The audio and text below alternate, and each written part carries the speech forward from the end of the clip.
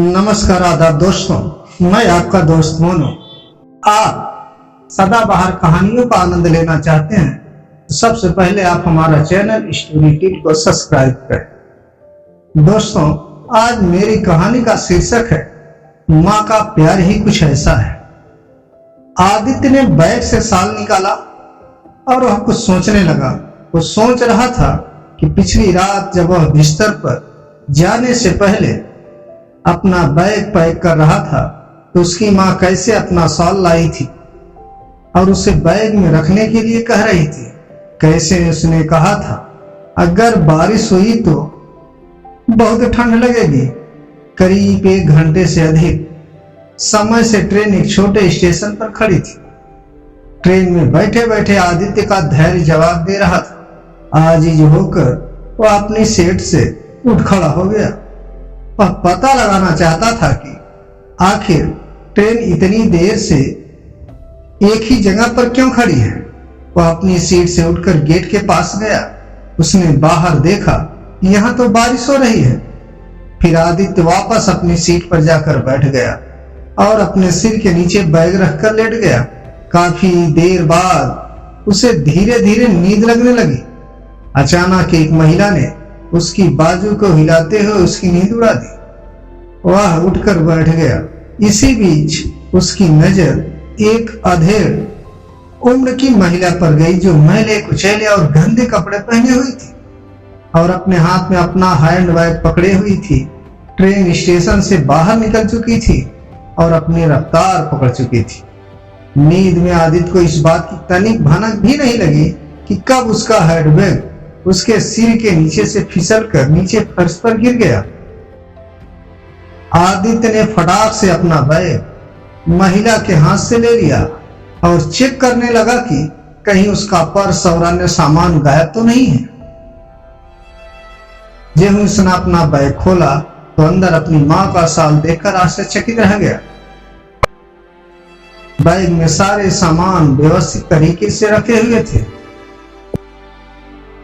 आदित्य ने बैग से शॉल निकाला और वह सोचने लगा कि पिछली रात जब वह बिस्तर पर जाने से पहले अपना बैग पैक कर रहा था तो उसकी माँ कैसे अपनी शॉल लाई थी और उसे बैग में रखने के लिए कह रही थी।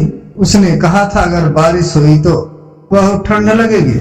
उसे अच्छी तरह मालूम है कि कैसे वो माँ पर नाराज हुआ था और गुस्से में शाल को बैग से निकाल कर रख दिया था, मगर यह शाल अभी भी उसके साथ था। वह मन ही मन सोचने लगा शायद माँ ने मेरे सो जाने के बाद इसे वापस रख दिया होगा। कुछ वक्त बाद जब आदित्य पानी लेने उठा तो उसने देखा कि उसका शरीर तो बुखार से गर्म हो रखा है। खुद को असहाय महसूस करते हुए उसने तुरंत अपनी माँ को कॉल किया और बोला, माँ कल रात तो मुझे कुछ मेडिसिन का पैकेट देना चाह रही थी। इससे पहले कि आदित्य अपनी बात पूरी कर पाता उधर से उसकी माँ बोल पड़ी, बेटा तुम्हारे सिर में दर्द है। आदित्य कतई जाहिर नहीं करना चाहता था कि उसके बुखार के बारे में जानकर उसकी माँ बेवजह परेशान हो, इसलिए उसने कह दिया हाँ माँ। उसकी माँ बोली, तुम्हारे हैंड बैग के सामने वाली जेब में दवा का पैकेट रखा है, तुम उसमें से निकालकर सिर दर्द की एक गोली ले लो।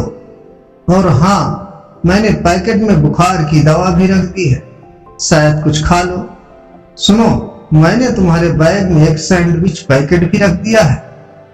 आदित्य कुछ घंटे बाद सोकर उठा तो पहले से काफी बेहतर महसूस कर रहा था।